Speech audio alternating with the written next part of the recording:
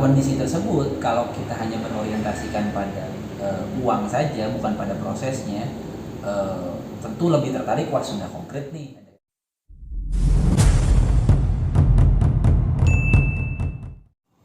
Assalamualaikum warahmatullahi wabarakatuh.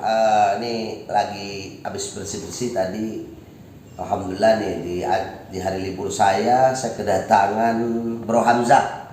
Bro Hamzah ini anak muda yang masya Allah kreatif, inovatif. Selain dia mantan ketua HMI, ini aktivis juga nih.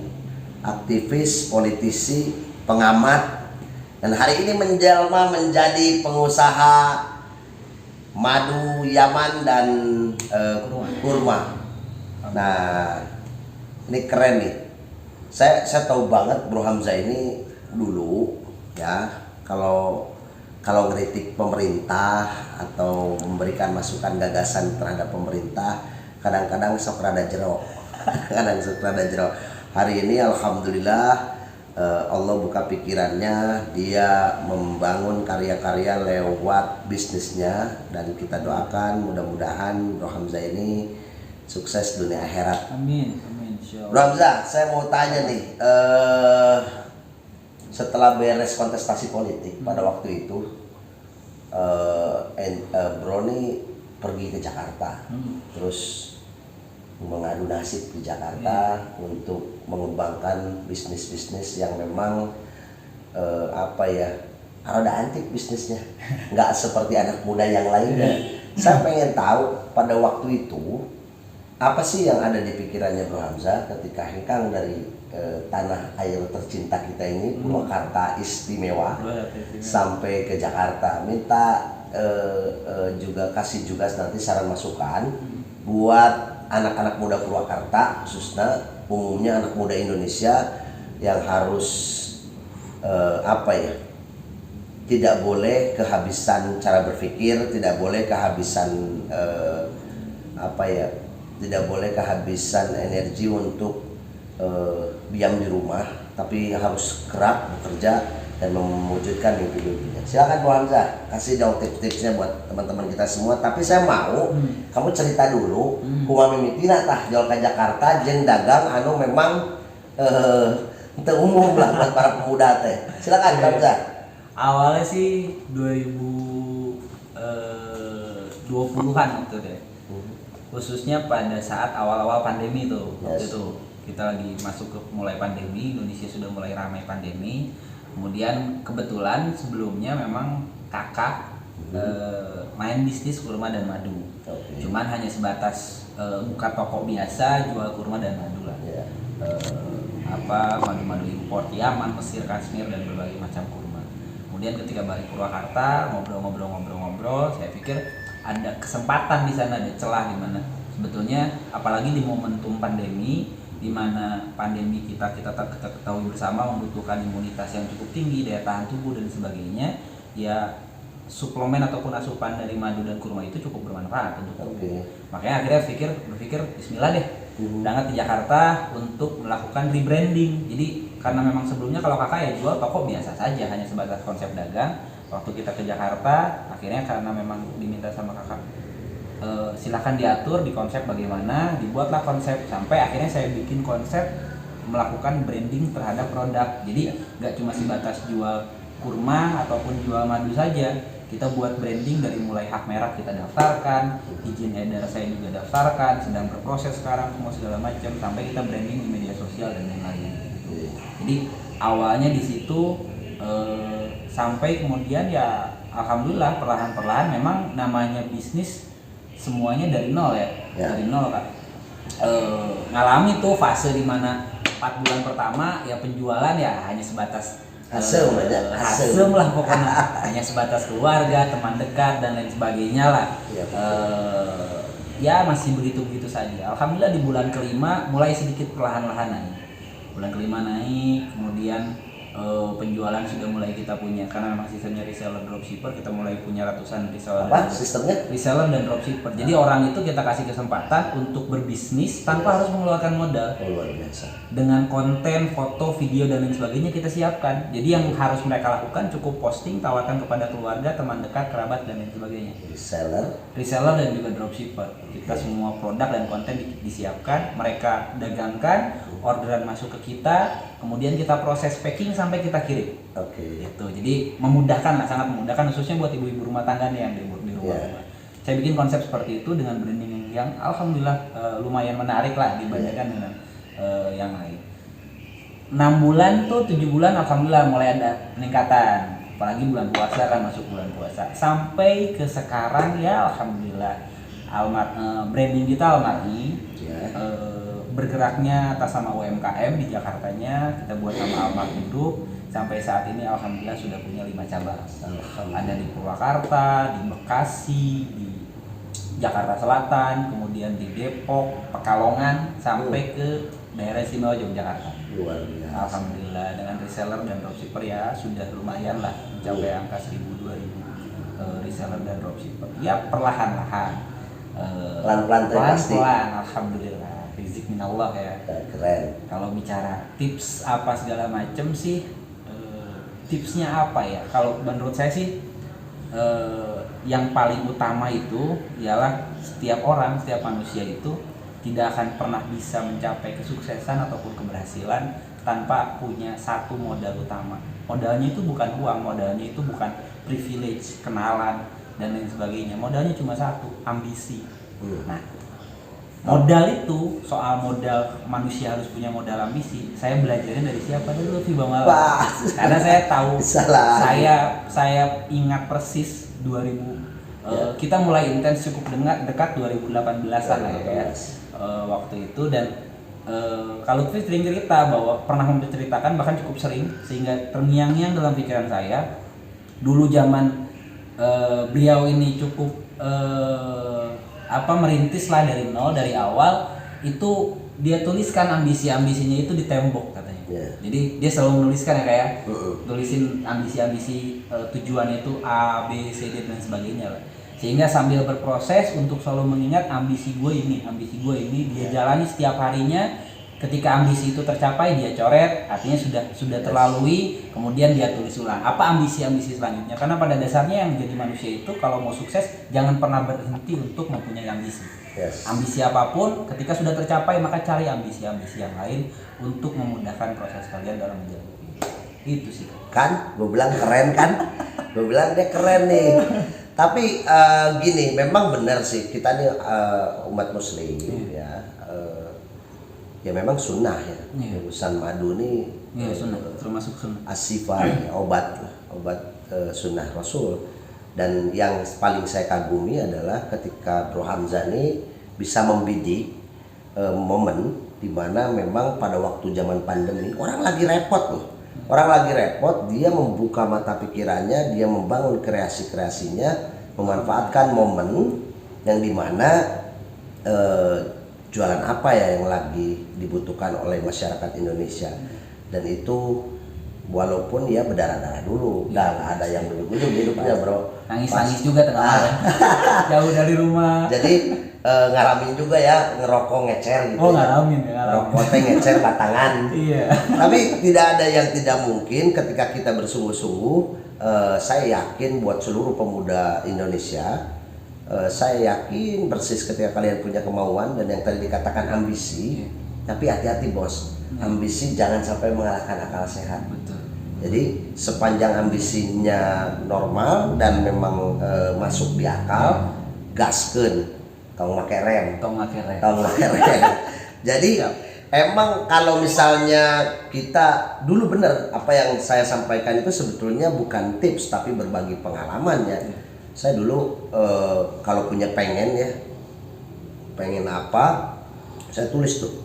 saya tempel, kadang saya tempel di tembok, kadang saya tempel di belakang lemari. Jadi setiap pagi saya sehabis mandi mau berkegiatan, saya buka lemari, otomatis itu tulisan kelihatan.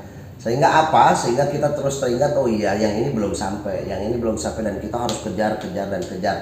Setelah beres lalu tingkatkan terus, karena ya kita sadari tingkat kebutuhan manusia ini tidak terbatas, apalagi kita ini yang masih jauh banyak dari kekurangan, maka jangan pernah berhenti berkarya. Ya contohnya Bro Hamzah, tapi ada satu, dia ini belum nikah. Jadi bagian pemudi Indonesia khususnya Purwakarta dan sekitarnya, iya. Keren. Mudah-mudahan kita doakan juga cepat dapat jodohnya yang solehah, yang baik, yang cantik, Amin. yang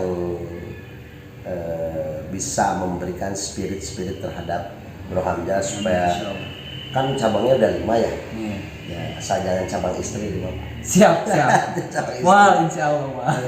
Tapi bagaimana caranya bisa membangun mudah-mudahan bisnisnya sampai seluruh Indonesia dan mudah-mudahan bisa lintas negara. Karena saya yakin Bro Hamzah ini dengan bekal pendidikannya, bekal akademisnya, bekal urusan IT-nya, saya yakin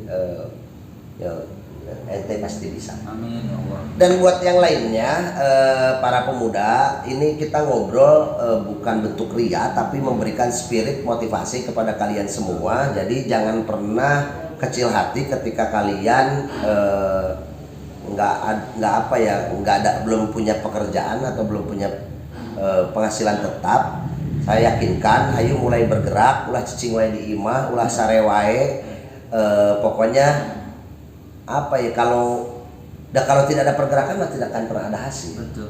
Karena saya pesan ya buat semuanya. Jadi apa yang kalian mimpikan, kalau nggak kalian kejar nggak bakal dapat. Sebenarnya ya mimpi semua orang ini sama bro. Sama lah. Semua orang ini cita-citanya sama, mau dari kalangan apapun. Cuman 3 aja mimpinya. Muda gaya, ya, tua kaya, mati masuk surga. Benar. Nah, betul. Ini kan saya yakin semua elemen manusia di muka bumi ini saya yakinkan sama. Jadi muda gaya, tua kaya, mati masuk surga. Nah, sebelum bergayanya kudu boga duit lah. Bagaimana caranya boga duit? Ya ayo kita bangun kreasi-kreasi, tidak harus mesti kerja di orang, tapi bisa bagaimana caranya kita membuka talenta kita masing-masing. Banyak-banyak silaturahmi, karena tadi juga kita dengar ternyata dengan silaturahmi dia dengan saudaranya itu membuka peluang justru. Dan hari ini alhamdulillah sudah saya lihat kok postingannya Bro Hamzah ini kirimannya udah bok-bokan, dan insya Allah besok menjelang konteneran, kayaknya udah deh konteneran. Alhamdulillah sudah. Oh ya kan, bilang keren. Alhamdulillah sudah. Nanti tongkang nanti tongkang. Nah, yang kedua, memang silaturahmi ini membentuk juga jaringan ya. Karena memang kunci sukses itu salah satunya jaringan, network. Jadi bukan modal loh. Yang pertama itu kemauan yang pasti ya, kemauan. Terus kedua jaringan, ketiga baru modal. Jangan sampai terbalik. Ada teman-teman kita di luar sana kadang-kadang terbalik, dia kenapa sih lu kok diem aja di rumah, gua ngapain tuh kerja udah tua teuing cenah umurnya, apalagi di perusahaan-perusahaan hari ini katanya harus 30 tahun ke bawah, padahal usia-usia 30 tahun ini usia yang memang sangat-sangat produktif. Dan jangan sampai terbuang waktunya, apalagi dibuang gitu kan. Terbuang aja jangan, apalagi dibuang. Sengaja dibuang. Komo ya slogan ulah sampai gawe ngaganggu sare itu kan itu kecelakaan ya. Gawe ngaganggu sare itu kecelakaan. Makanya jangan sampai terbuang waktunya, apalagi dibuang. Mari kita bangun mimpi kita bersama-sama dengan silaturahmi, dan insya Allah berkah silaturahmi saya yakin di situ ada secercah harapan, dan mudah-mudahan bisa ya dicontoh yang seperti Pak Bro Hamzah ini tadi laksanakan, silaturahmi sama kakak, silaturahmi sama paman, silaturahmi sama teman, silaturahmi sama tetangga, silaturahmi sama teman-teman sekolah alumni dulu, teman-teman kuliah dan sebagainya. Insya Allah ketika kalian mau bergerak, ya saya yakin dapat hasil, dan kuncinya juga sabarnya. Kita mah diajarkan lah, walaupun kita ini gaplehnya gaul, tapi kan kudu lakoh kan kasalehan. Pesan-pesan orang tua dulu tuh sederhana sebenarnya. Innallaha ma'asobirin. Sesungguhnya orang-orang sabar bersama Allah. Ya usaha sabar kuncinya. Belum berhasil terus berdiri, jatuh bangun lagi sampai dengan Allah kasih kemudahan-kemudahan, dan ketika sudah Allah kasih kemudahan, jaga dengan baik kemudahan yang Allah kasih. Yang kedua, niatkan bahwa orang usaha teh ajang kamaslahatan ya minimal orang terdekat. Anu katilu ulah poho lalakuan atau apa ya, pergaulan juga menentukan. Bergaul aja sama orang-orang yang kerja, bergaul sama orang-orang yang usaha, pokoknya bergaulnya dengan orang-orang positif deh, yang di lingkungannya itu banyak membahas hal-hal tentang gimana caranya kita meraih mimpi-mimpi atau membangun sektor bisnis dan lain sebagainya. Harapan saya mudah-mudahan besok manusia atau pemuda Indonesia dan Purwakarta khususnya bisa menjadikan negeri kelahirannya ini sebagai apa ya, rumahnya ngabangun negeri kelahiran ini kota mandiri dan bermartabat. Karena kemandirian yang dibangun yaitu membangun karya-karya itu akan menciptakan martabat dan akan tentunya membanggakan bagi tanah kelahiran. Karena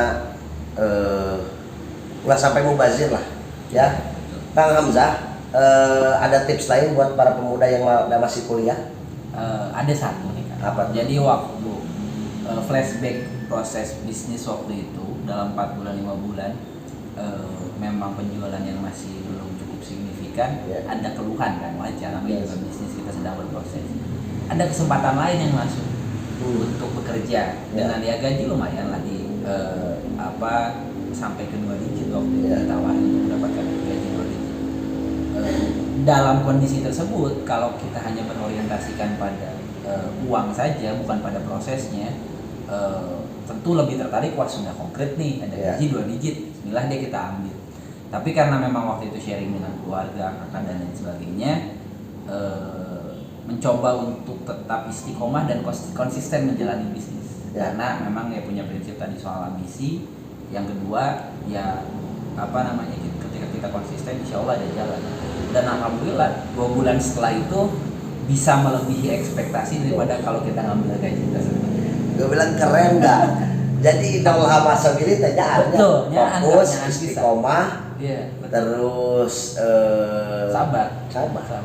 Emang iya sih. 2 digit dibuang terus. Kadang-kadang 1 digit aja dikejar-kejar. Karena apa? Karena dia tidak mau coba membuka mata dan pikirannya.